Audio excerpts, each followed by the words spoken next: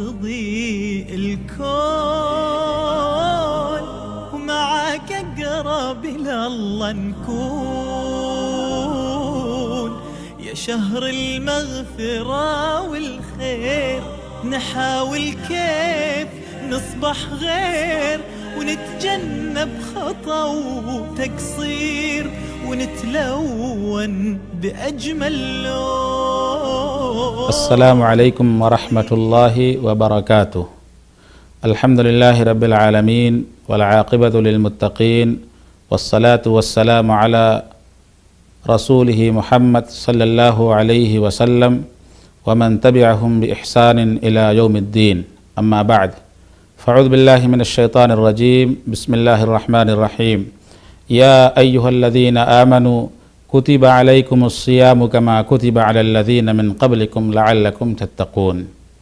اسلامی بھائیوں، عزیز دوستو، نوجوان ساتھیوں، اللہ تبارک و تعالی نے قرآن مجید کی سورہ بقرہ کی اس آیت کریمہ اور مبارکہ میں ارشاد فرمایا کہ اے ایمان والو، تمہارے اوپر رمضان کے روزے فرض کیے گئے ہیں، اور یہ ایسا نہیں ہے کہ یہ بار اور بوجھ صرف تم ہی پر ڈالا گیا ہے، بلکہ تم سے پہلے جو قومیں گزری ہیں، تم سے پہلے جو لوگ گزرے ہیں، ان کے اوپر بھی فرض کیا گیا تھا۔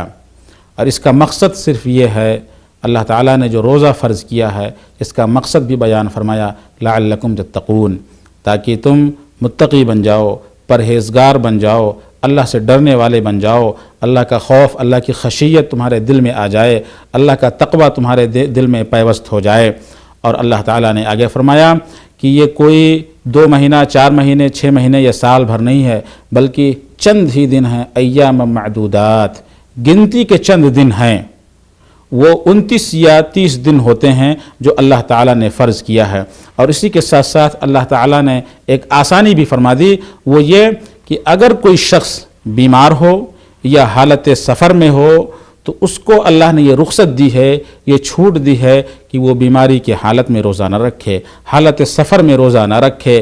جب وہ سفر سے واپس ہو جائے، سفر سے جب واپس ہو تو بعد میں یہ گنتی وہ پوری کر لے۔ اسی طرح سے اگر وہ بیمار ہے تو بیماری کی حالت میں بھی روزہ نہ رکھے، جب وہ صحت مند ہو جائے، صحت یاب ہو جائے، شفا یاب ہو جائے تو بعد میں جتنے روزے چھوٹے ہیں ان کی وہ قضا کر لے۔ فمن شہد منکم الشہر فلیصمہ ومن کان مریضا او علی سفر فعدۃ من ایام اخر۔ اللہ تعالیٰ ارشاد فرماتے ہیں کہ جو شخص تم میں سے اس مہینہ کو پائے وہ روزہ رکھے، اور جو بیمار ہو یا حالت سفر میں ہو تو اس کو یہ رخصت دی ہے کہ بیماری کی حالت میں یا حالت سفر میں وہ روزہ نہ رکھے، بعد میں اس کی گنتی پورا کرے۔ یرید اللہ بکم اليسر ولا یرید بکم العسر۔ اللہ تعالیٰ آسانی کا معاملہ کرنا چاہتے ہیں، اللہ تعالیٰ تنگی اور پریشانی میں مبتلا کرنا نہیں چاہتے۔ یاد رہے دوستو، یہاں ایک چیز اور جانتے چلیں، یہ ایسا شخص جو دائمی بیمار ہو، بستر پر پڑا ہو، شفایابی کی امید نہ ہو، تو اسے یہ رخصت دی گئی ہے کہ وہ ہر روزہ کے بدلے بطور فدیہ ایک مسکین کو کھانا کھلائے۔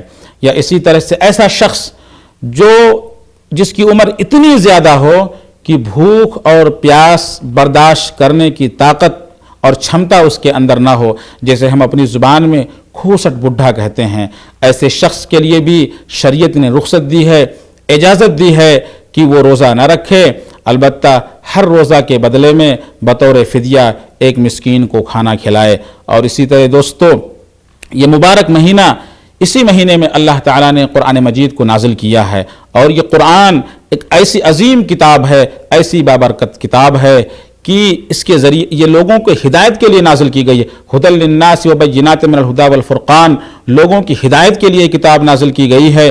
لہٰذا اس مہینے میں انسان کو چاہیے کہ جس طرح سے وہ روزہ رکھتا ہے اسی طرح قرآن کی تلاوت کرے، اس کے معنی، مفاہیم پر غور و تدبر سے کام لے، اس کی تفاسیر کو پڑھے تاکہ اس سے زیادہ استفادہ کرے، فائدہ اٹھائے۔ وآخر دعوانا ان الحمدللہ رب العالمین، والسلام علیکم ورحمۃ اللہ وبرکاتہ۔